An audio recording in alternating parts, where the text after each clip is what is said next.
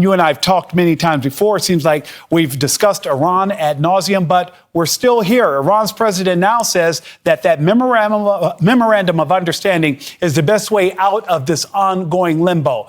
David, can that deal still happen? Well, Nick, the memorandum of understanding has actually expired because neither side did the things that were required under the MOU, which was 60 days, to negotiate the terms they could not agree to, like what would happen with Iran's nuclear program and how the Strait of Hormuz would be reopened. The administration had a number of choices about what to do. One of those was to escalate in terms of military attacks on Iran. Perhaps even one option is to put ground troops in a place like Karg Island or in southern Iran to control the Strait of Hormuz. But what the administration has apparently done is decided not at this time to escalate with military action, but instead to put new sanctions on Iran, which the administration is saying are going to be the most excessive, most extreme and isolating sanctions they have ever done on a country. And we will hear more, as you said, tomorrow from the Secretary of the Treasury about what exactly those sanctions are. But I think we can expect that they're going to try to punish those companies from countries that do business with Iran and want to do business with the United States or U.S. companies and prohibit them from doing so. That's one way to extend the U.S. sanctions to countries and companies that don't normally have to follow them. But the big question is, even with these extreme sanctions, will it cause Iran to change its behavior? And that's, David, I was just about to ask you, why are we now turning to economic solutions to the war with Iran instead of military solutions? Because will that be enough?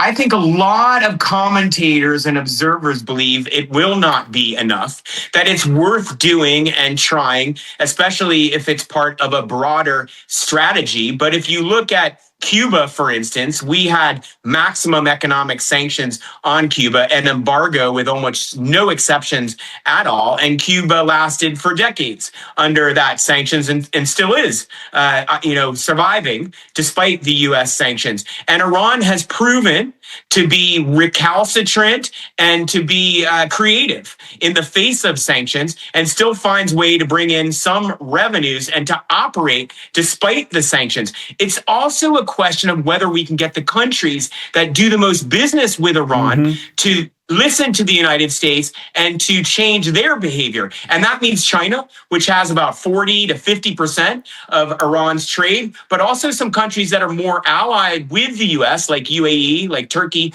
like Iraq, but who depend on trade with Iran as well. Because, David, what you're saying is we can put all the sanctions we want on Iran, but if Iran is still able to trade with these other partners and still bring in revenue, our sanctions don't do much. That's exactly right, Nick. Okay, we're nearly 6 months into this conflict with Iran's president talking about a way out of the war and other Iranian officials threatening retaliation. What should the United States' objective be right now, David? Well, I think the U.S. objective should be to make sure that Iran is not better off than they were before we started this war.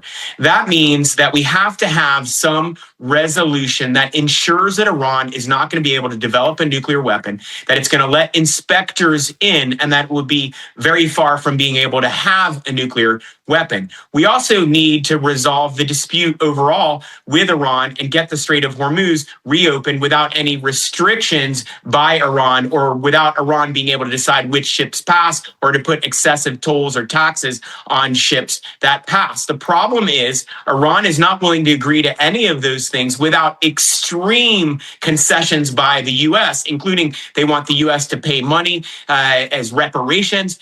They want the U.S. to pull all troops, not just out of the area around Iran, but out of the Middle East. These are things that the U.S. really can't do. I can't imagine the Trump administration would be willing to do them. And that's why we're at this impasse. And David, we remember the IRG once putting out a post that says the United States has the watches, but we have the time. David